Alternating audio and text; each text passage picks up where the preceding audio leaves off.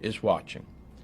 I fear that the blatant harassment of Mr. Sowore and activists and journalists whose only crime appears to be exercising his right to free expression is becoming symptomatic of increasingly closing political and civic space in Nigeria. The Nigerian court had twice ordered his release on bail, and the state security agencies openly defied the court order each time, leading me to conclude either that Nigeria no longer respects the rule of law or President Buhari is woefully out of touch with what agents of his government are doing in his name. This is unacceptable in a country that calls itself a democracy. Please join us. I'm sorry we have time constraints, so we started, but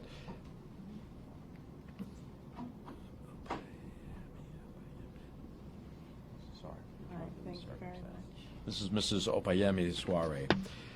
The court had twice ordered his release on bail, and the state security openly defied the court order each time, leading me to conclude that Nigeria is no longer respecting the rule of law, or President Buhari is woefully out of touch with what agents of his government are doing in his name. This is unacceptable in a country that calls itself a democracy. Freedom of the press is a fundamental pillar of democracy and an indispensable check on government overreach. Journalists who risk their lives to expose the truth should be celebrated, not incarcerated. Over 200 years ago, our founding fathers had the foresight to recognize the importance of a free press to a fledgling democracy, enshrining it in our First Amendment. Today, that importance cannot be overstated. It is unacceptable to treat the husband and father of a U.S. citizen with such blatant cruelty. So we stand here with a family who is devastated by the uncertainty that these actions have caused. Today, my office contacted our ambassador in Nigeria, New Jersey in an is effort watching. to obtain The answers United about what States actions is the watching. United States is taking on the Sowore family's behalf. In the next several days, I'll continue to engage with the State Department in Washington to ascertain the impact that the rearrest of Mr. Sowore and the detention of other activists and journalists will have on our relationship with Nigeria. My hope is that the bilateral relationship we have in Nigeria will be reassessed in light of these events. Mr. Sowore needs to be free, and he needs to be free now. The rule of law must be observed, and that means he should be liberated. With that, I invite Mrs. Sowore to say a few remarks. Thank you. After over 125 days of my husband being in detention illegally, he was finally set free yesterday. He got to speak to myself and the children. For the first time, they got to see his eyes when they spoke to him, when we FaceTimed with him. I haven't told them yet that he was rearrested. I am truly shaken to my core at what I witnessed this morning. I was woken up at 4 a.m. to see what I can only call truly outrageous and a gross disregard for the rule of law. My husband was strangled and forcefully removed from the courtroom. The judge had to run and hide for her own safety. How do I tell my children who, after 125 days, have for the very first time spoken to their dad and seen his face, that he is again in detention and he may not be coming home for Christmas? How do they understand this, and how do they, where do they go from here? How do they understand this? My 10-year-old has on his Christmas list, one of the things he wants is for his dad to be home for Christmas. Christmas is only a few days away. What do I tell him when I leave here and get home?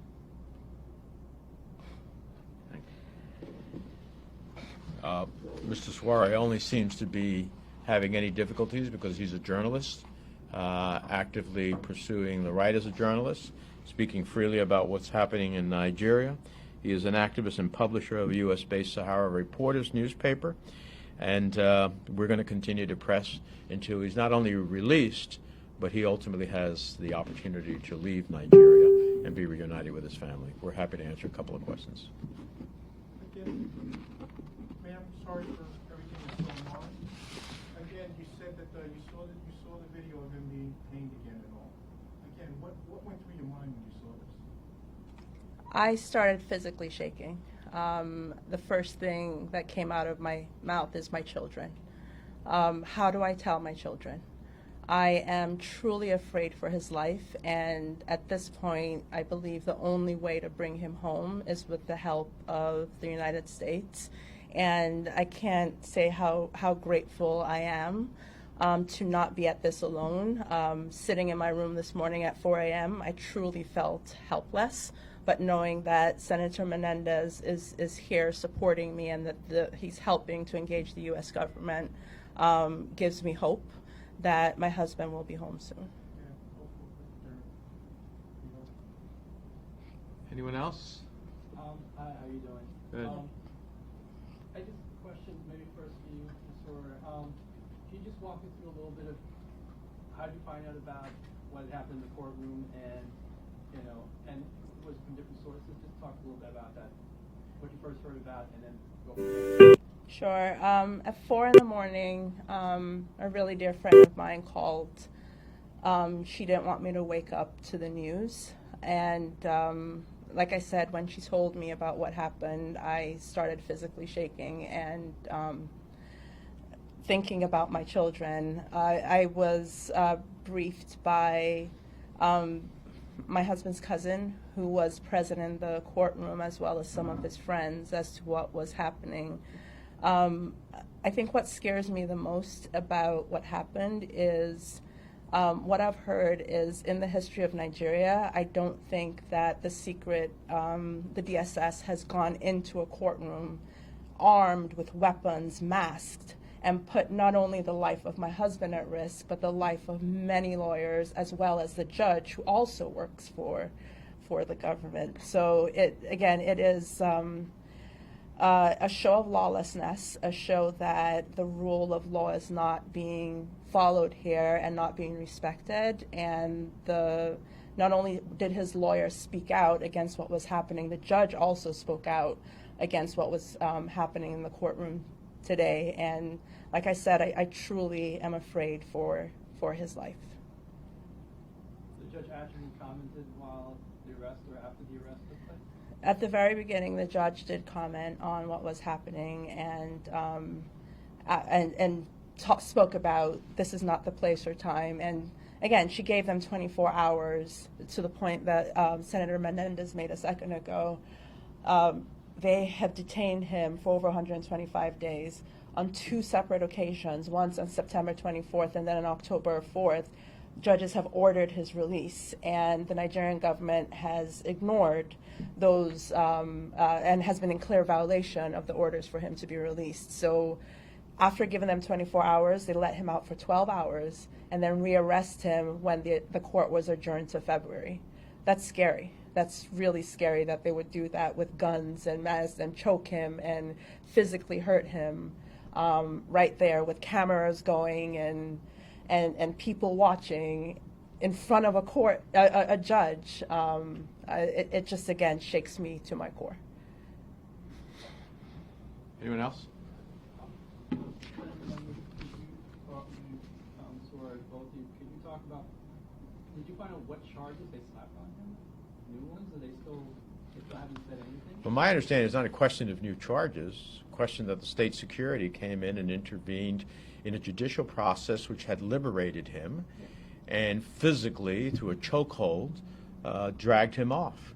This is in violation not only of the rule of law and of the dictates of the court, it's in violation of the basic elements of human rights that we seek to observe globally, that are part of the Universal Declaration of Human Rights that Nigeria, I believe, is a signatory to. And so the government has to intercede here and get control of its security forces. It has to ultimately make sure that the dictates of the courts are observed. And if not, then there is lawlessness. So this is on, from my perspective, it's on the government of Nigeria and its president to make sure that, in fact, the law is observed. He was released by court orders. He should be released. He should be out of harm's way. And we are watching. We will continue to press. And the consequences of anything happening to Mr. Sowore will be far beyond any harm that comes to him. There will be consequences in our relationship with Nigeria. Thank you all very much. Appreciate it.